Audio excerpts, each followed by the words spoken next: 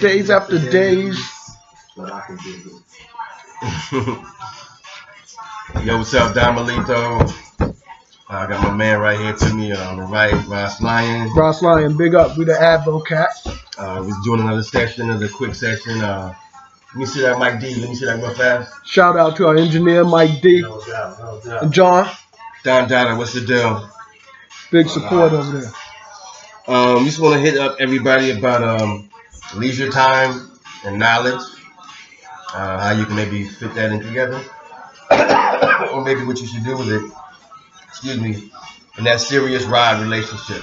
That serious relationship status. Yo, in the background, who's that? That's brand new. Brand Nubians love me or leave me alone, right? Wow. Yeah, that's that joint. You know what I'm saying? Yeah, big up the brand Nubians. Now Rule Mob in the house. You know what I mean? That's some real hip hop too. Yeah, as a matter of fact, if you want to hit me up on Twitter, I'm at Now Rulin, NOWRULN, Bull City. Now Rulin, Bull City. That's New Rochelle and Durham. You know what I mean? And pretty soon, I'm gonna get some T-shirts for the Advo Cats. I'm gonna get some business cards so we can float them around town. Yeah, hit us up. We got a Gmail account. Do you know what the Gmail is? That's gonna be Advocat ADVOCAT 069 at Gmail. Just let us know what you think about the show.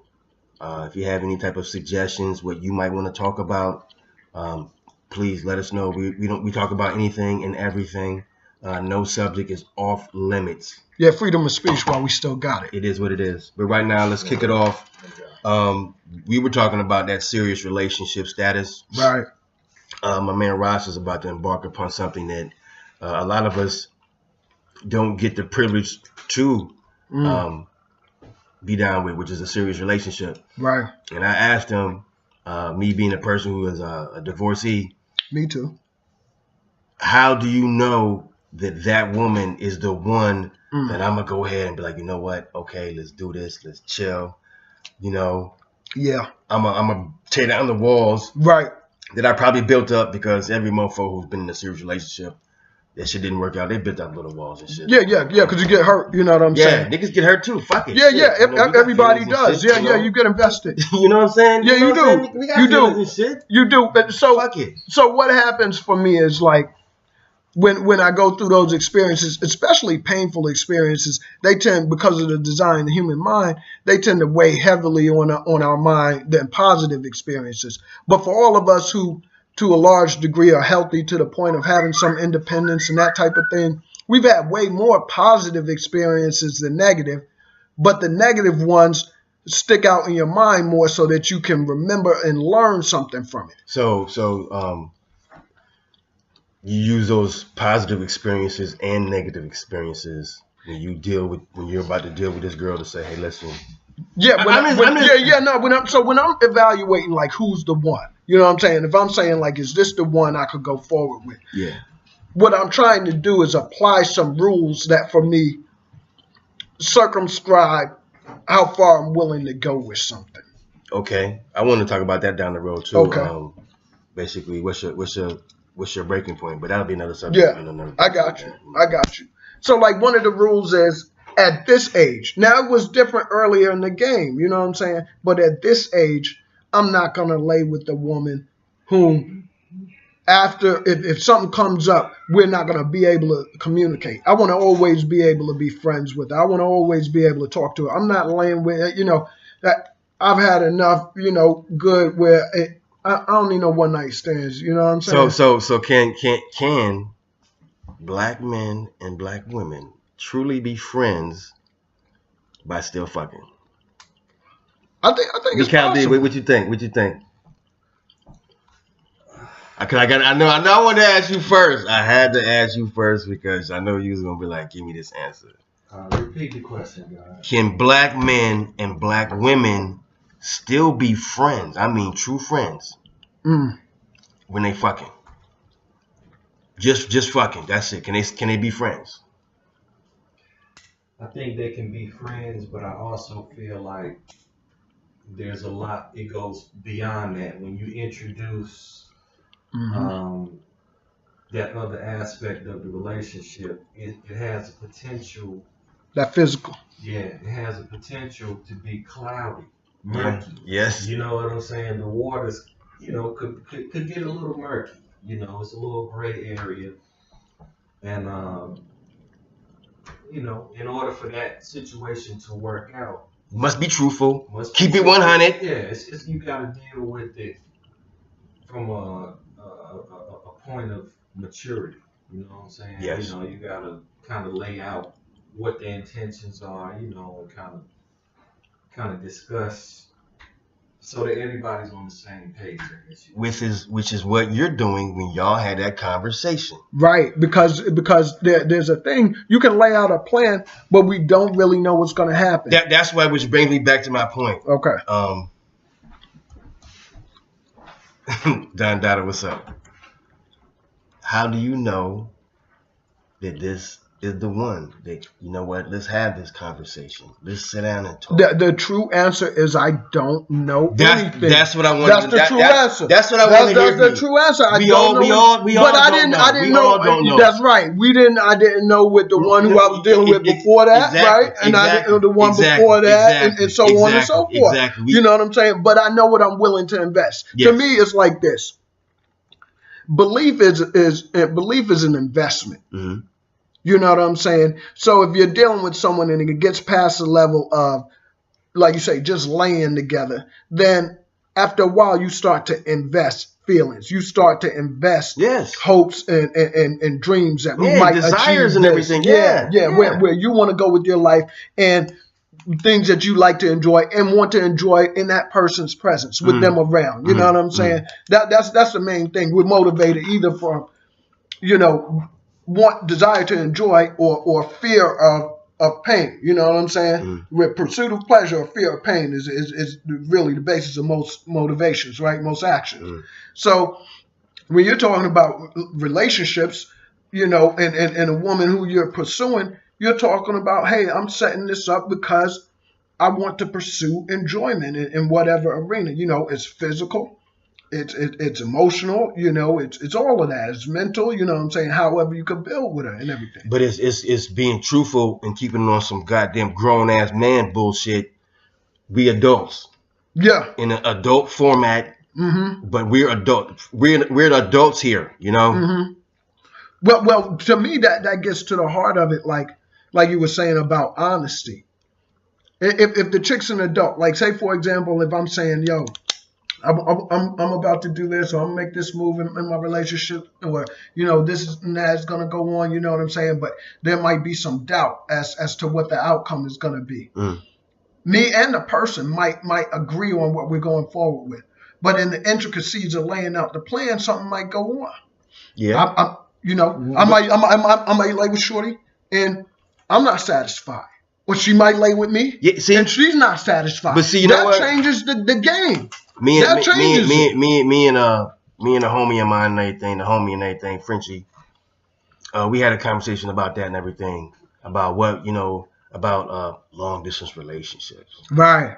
I want to hit that out at one point in time. Yeah, definitely got to get to that. But we were talking about adults. Uh-huh. Getting involved into a relationship. Adults, if you want to have it long distance, the communication that you have to have, right? The trust between one another that you have to have in something like that.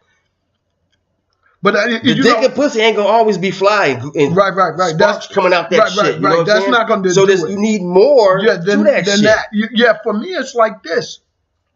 I don't care if it's long distance or the chick lives in the house with me. Like my man told me, big shout out to Q. Like, yo, I can't put this chick in my pocket, yo. You know what I'm saying? Yeah. What you mean? Yo, I was with her I don't know what she does, man. I don't know what that chick does when I'm not around. I don't care who she is. I love her. On a string. All the women I'm dealing with or had dealt with, I love you. I don't know what you did when I'm not around, though, and you don't know what I did. You trust that I'm telling you the truth. And I got you. You lost me for a second there. I got you. And I trust that they told me the truth. You know what I'm saying? Yeah, trust. But I'm not there. You know what I'm saying? So it doesn't matter if I live in the house with her. Yeah, she can go to work and it might be this dude at work who's just This cat might be persistent. 2 or 3 years, she holds him at bay. Nah, I ain't talking to you. Da da da da da. They gonna keep knocking on that door and shit. Right. Keep knocking it. But if you fucking around with an adult individual, not a little goddamn kid and shit, you know her girlfriend's gonna be chirping in her ear. We some adult motherfuckers and shit. Right. Adult motherfuckers understand that you're gonna go through some shit. Relationships aren't perfect. Right. But we're here to build upon that shit because we're adults. Well, see, I on that, like, I take it to the whole spiritual level, and not to get too crazy into it, but it's like this. I said it like this the other day. When you're talking about God, you know, higher power and everything, you have myriad possibilities, you know, and myriad manifestations. When you're talking about the devil, he got one MO. Misery loves company. So when you get with somebody and y'all are doing something and y'all enjoy each other's company, yes, what is attracted immediately is others who see that radiance of, hey, that person must have someone outside of where I see them on a normal basis with whom they enjoy themselves. Because they come in here refreshed after a day of work. They come in here and you can tell that this job is not, you know, and they probably want what the fuck you got and shit. Right. They want part of that. They want part of that same enjoyment. You know what I'm saying? But unless they're mature, again, getting to the mature thing, they can't go ahead and really process it and say, listen, it's not so much, oh, I have to be sleeping with this man and take this man from this chick, or vice versa. I have to take this woman from this dude. Is that they also want someone with whom they can relate, with whom they can alleviate the stress of the day, with whom when they get into their private moment and spot, they come out of it refreshed. You know what I'm saying? Well, they come out of it rejuvenated. You know, that's, I don't know, man. You know, so I mean, but I get what you're saying. It, like, there is no guarantee. I can't say like, yo, such and such who's coming down the line, who I see you, like, she's the one. And I can't say like, yo, if I'm getting ready to step from this one chick or whatever, like, she's the one. It doesn't. It's not like that. What it is that it's always choices. Every particular situation is a choice. But when I make these choices, who I'm beholden to, that's me and mine. It's never just me. It's always I and I and I. You know what I'm saying? It's I and all who I represent. So if I make a choice, you know, about something and everything, and my crew doesn't know, it's incumbent upon me to let my crew know as soon as possible. Yeah. You know what I'm saying? What's happening? Well, yo, man, when you describe me to cut you off, but when you were talking about your stuff and everything, I was refreshing basically that you had dealt with her for, I think, a number of months. I think you know, Mikhail reminded me a number of months, and y'all had like it ain't from each other, and whatnot about like, yo, let me hit that shit. It's still ain't. You know what I'm saying? Because you wanted to get certain things in order. Stand on your square. You stand on your square, man. You know what I'm saying? You know what? I'm not gonna wish you luck, because if it was meant to be, then it's meant to be. And that's what it is. And I don't have any problems with it. You know what I'm saying? It'll go where it'll go. You know what I'm saying? And likewise though, you know, there are no guarantees. Like you say, if I step and I say, well, look, you know, things have gotten to this level, I need to move on. You know what I'm saying? And this is just my situation. This is anybody's situation. That's part of why people will even stay in a relationship in which they're unhappy for some strong amount of time. One, humans are creatures of habit. You know what I'm saying? So force of habit is huge. You know, just a habit. I'm used to waking up beside this person. You know what I'm saying? Just like when I separated from with my ex, I've been living with her 14 years. Like, yo, the first couple of months I couldn't eat and sleep. Like, I would have to seek out people to eat with. Because I was used to eating around 5 other people, fam. Wow. You know what I'm saying? I couldn't sleep. I was used to having somebody in the bed next to me. You know what I'm saying? Real fast, man, when I went through my divorce or whatever, I would have a pillow. Yeah. Sleep with a pillow in front of me. Because I would be used to having Shorty in front of me, you know, cuddling with her and everything. I had a fucking pillow and shit, man. No, it's real, fam. Humans are creatures of habit, but at the same time, I'm sure everybody has heard. I think it's a Buddhist poem, but I think everybody's heard that poem, the "Be Careful" poem. You know what I'm saying? So it's be careful what you think. Your thoughts become your words. Be careful of your words. Words become your actions. Be careful of your actions. Actions become your habits. Be careful of your habits. Habits become character. Be careful of your character. character becomes a destiny. So what I extract from it, everybody I'm sure gets a whole bunch from it. You know what I'm saying? What I extract from it, though, is that what we get out of life is what our habits are. Okay. You know what I'm saying? Yeah. And so some habits serve you well for a while. Okay. But you get to a different stage and that habit doesn't have the same priority it did before. You might get assassinated too, doing the same damn thing every day. Hey, listen, what did you want to talk about it the first time? Because the first time I found it very interesting. I think what people need to do, especially us brothers, need to. You said something about leisure time and knowledge.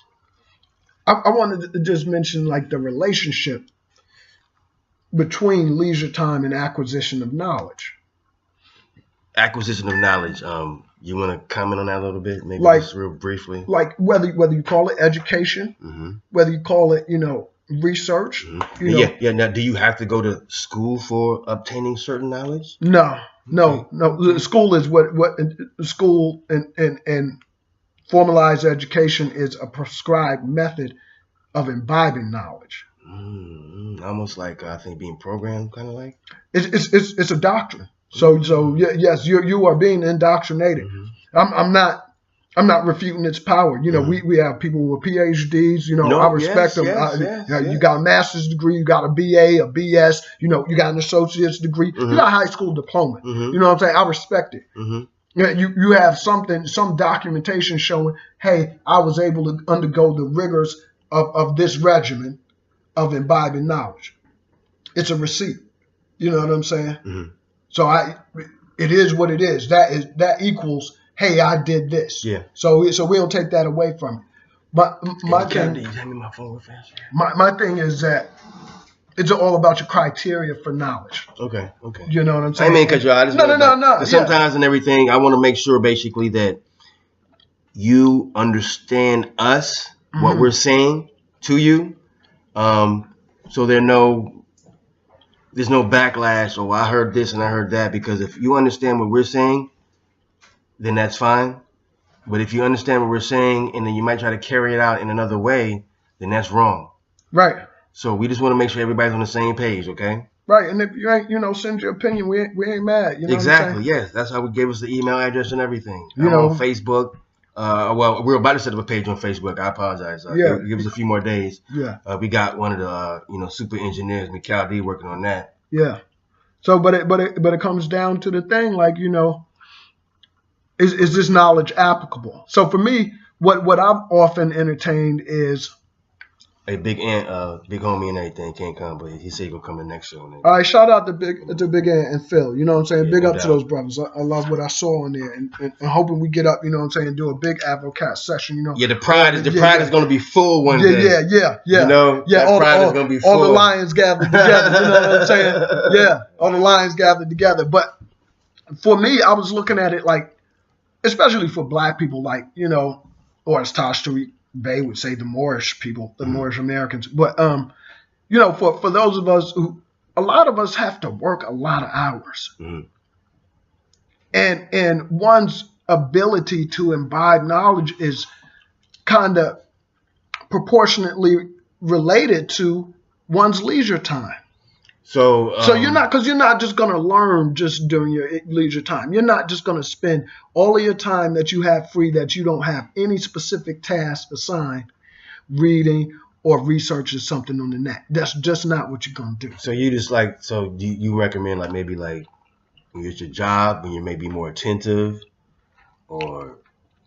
I think however you get it, it's good. But I'm just saying that the fact that, as Walter Rodney says, and if you don't know Walter Rodney, look him up. Walter Rodney was a historian from Guyana who was assassinated. He was part of... Guyana is a country in Africa, the continent of Africa. Okay, no, guys? Guyana is South America. South America. South America, but I know Ghana's Guyana. Yeah. Gotcha. But Guyana, they're Thank you for correcting me. Yeah, no, they're very well known. It's I think it's close to the top of South America, or is in the chain of islands right there, going into South America. Is that what about Panama? Right around there. Okay. And I think the national language is English.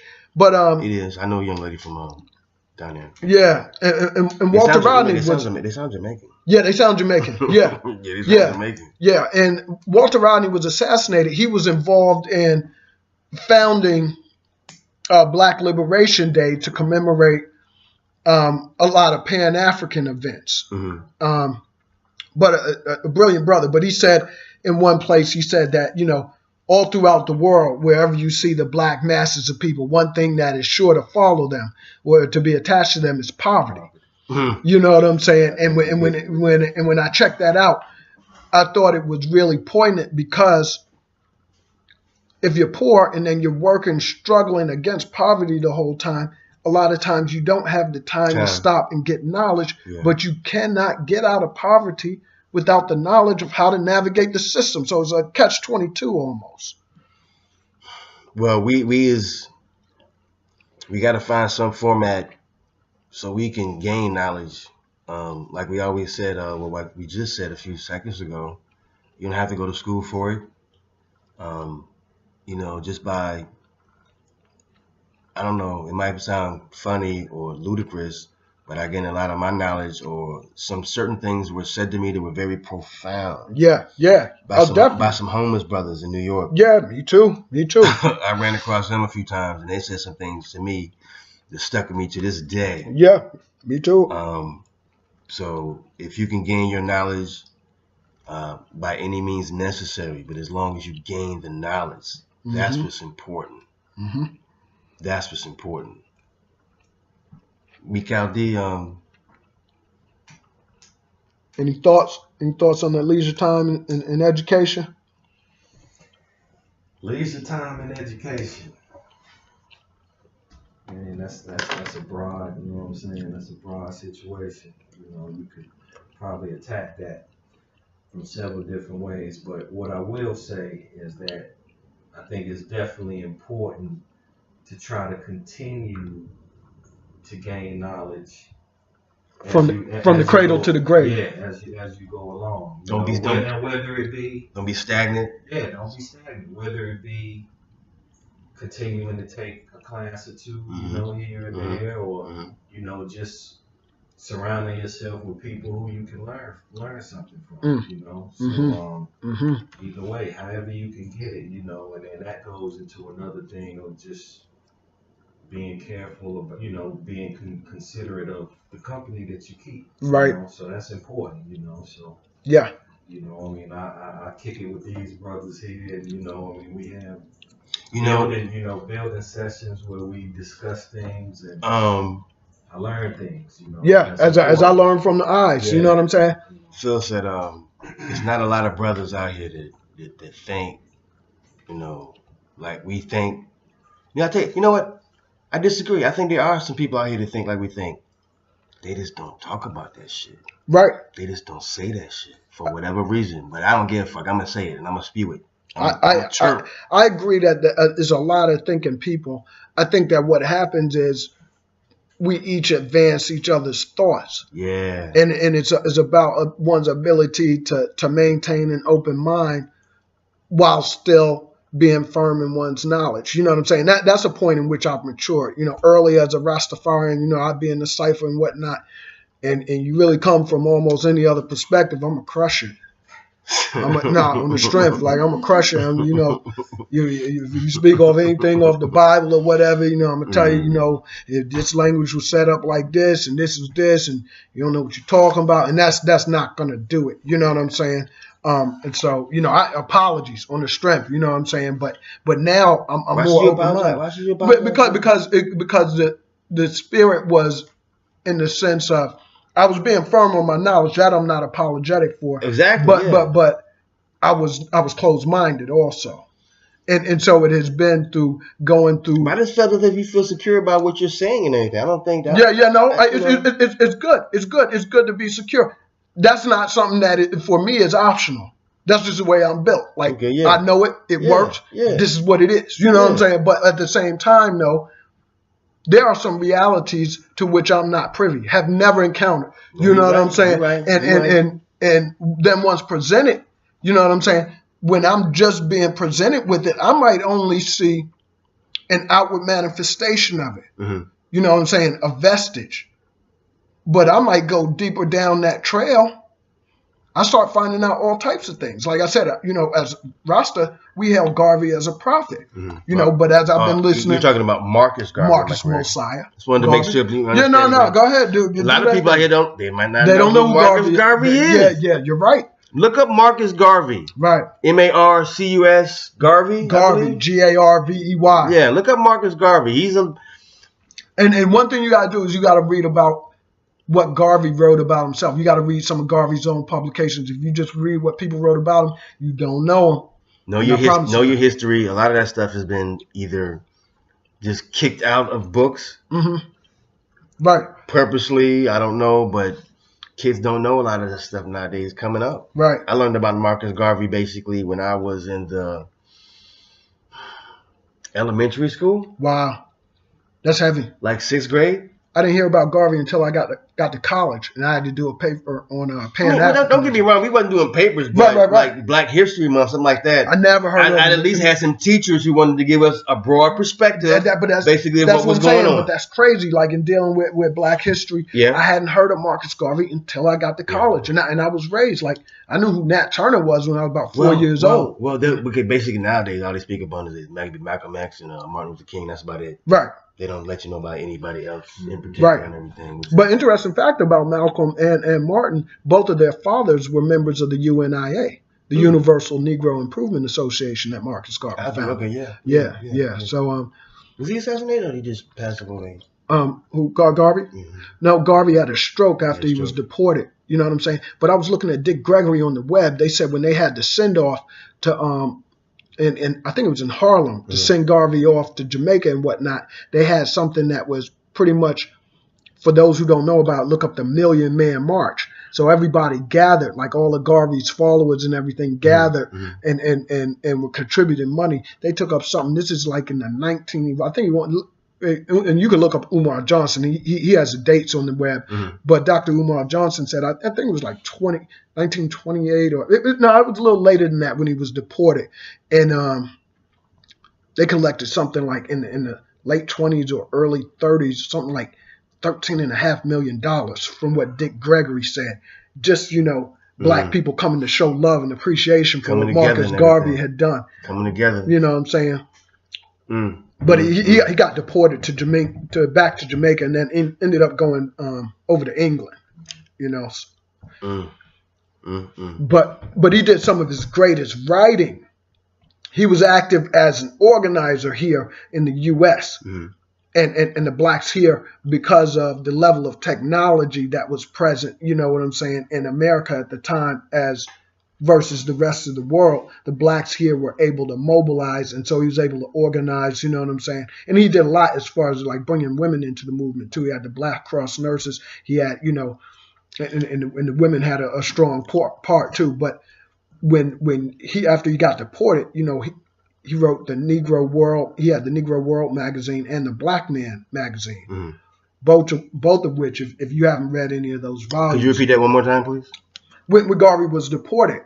No, the magazines and everything. Oh, the Negro World was one of the magazines, and the Black Man magazine. Because I'm pretty sure you can probably still, with the intranet, you can probably still find those writings and everything. Yeah, if they don't have them, somebody needs to resurrect those. You know what I'm saying? Because I was blessed by a historian. Big shout out to Hanif, and he brought me some bound volumes of them. You know what I'm saying? And told me that because of the love and the affinity that I have for what Garvey did for our people, he shared them with me. You see that cool? I'm talking shit. I don't know. Hey, listen, we're about to wrap this up. Yeah. For today's session, glad that you guys stuck with us. Yeah. Just put like a little bug in your ear, just for some thought material. That's all. Yeah. Some people call it think tank. We call it the Advo Cats, just getting together. That's what it is. It is what it is. You know what I mean? Big shout out to all the fam out there, Yo, big shout out to Sadiq Hanif. I'm going to get you on the show one day. You're going to do some freestyling. I still want my music, son. That's what it is. Jordan, be safe down in Miami. I don't want you down there shaking your little ass and shit. I don't want to hear about it. You know what I'm saying? I got peeps down there, little girl, so make sure you act like you're supposed to, damn it. Shout out to all the family. We love y'all. Bye. One.